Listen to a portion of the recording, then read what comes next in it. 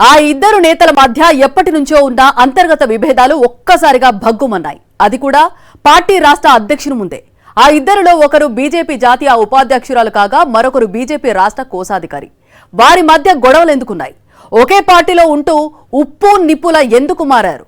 BJP జాతీయ ఉపాధ్యక్షురాలు Mahabub Nagar MP DK అరుణకు ఆ party రాష్ట్ర కోశాధికారి శాంతికుమార్ కు చాలా కాలంగా పడటం లేదు. ఇద్దరి మధ్య అభిప్రాయ భేదాలు పుష్కలంగా ఉన్నప్పటికీ అవి ఏనాడు రోడ్డు మీదకు రాలేదు. ఒకరిపై మరొకరు దుమ్మెత్తిపోసుకోవడం జరగలేదు. గత పార్లమెంటు ఎన్నికల సమయం నుంచి వీరిద్దరి మధ్య గ్యాప్ పెరిగినట్టు వారి అనుచరుల ద్వారా అందుతున్న సమాచారం. డీకే అరుణ రాజకీయాల్లో సీనియర్ నేత. గతంలో కాంగ్రెస్ ప్రభుత్వంలో మంత్రిగా పనిచేశారు.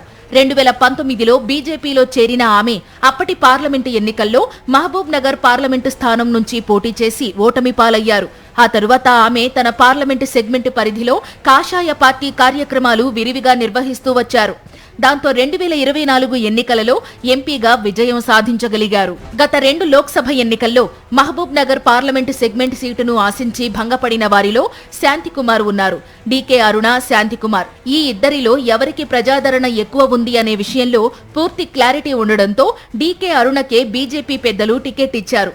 దాంతో అలిగిన శాంతికుమార్ తదనంతర పరిణామాల్లో ఎంపీ డీకే అరుణ పట్ల కోపాన్ని పెంచుకున్నారని సమాచారం.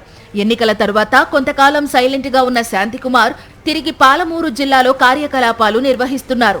పార్టీ నూతన అధ్యక్షుడు రామచంద్రరావు మహబూబ్ నగర్ జిల్లా పర్యటనకు బీజేపీ రాష్ట్ర కోశాధికారి శాంతికుమార్ ను కూడా ఆహ్వానించారు. ఈ నేపథ్యంలో ఆయన వేదిక మీదకు వెళుతున్న సమయంలో కొందరు బీజేపీ నేతలు, కార్యకర్తలు శాంతికుమార్ గో బ్యాక్ అంటూ నినాదాలు చేశారు. దీంతో సమావేశంలో కాసేపు గందరగోళం నెలకొంది. ఎంపీ డీకే అరుణ వర్గీయులే ఈ నినాదాలు చేశారనేది కోశాధికారి శాంతికుమార్ అనుమానం. గత పార్లమెంటు ఎన్నికల్లో తనను ఓడించడానికి శాంతికుమార్ ఆధ్వర్యంలో కుట్రలు జరిగాయనేది ఎంపీ డీకే అరుణ అనుమానం. అందుకే ఆమె అనుచరులు శాంతికుమార్ కు వ్యతిరేకంగా నినాదాలు చేశారట.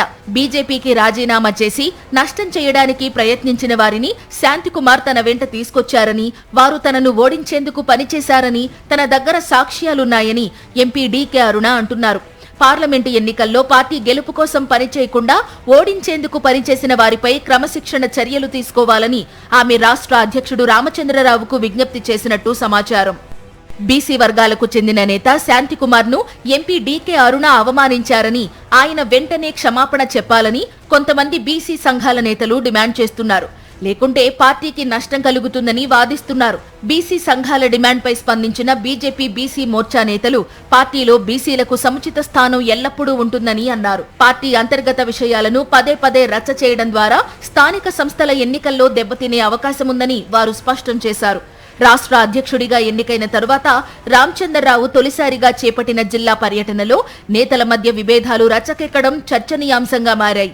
ఆయా అంతర్గత సమస్యల పరిష్కారానికి అధ్యక్షుడు రామచంద్రరావు త్వరలోనే పరిష్కారం చూపుతారని, ఎవరూ గీత దాటొద్దని బీజేపీ పెద్దలు సర్ది చెప్పినట్టు సమాచారం.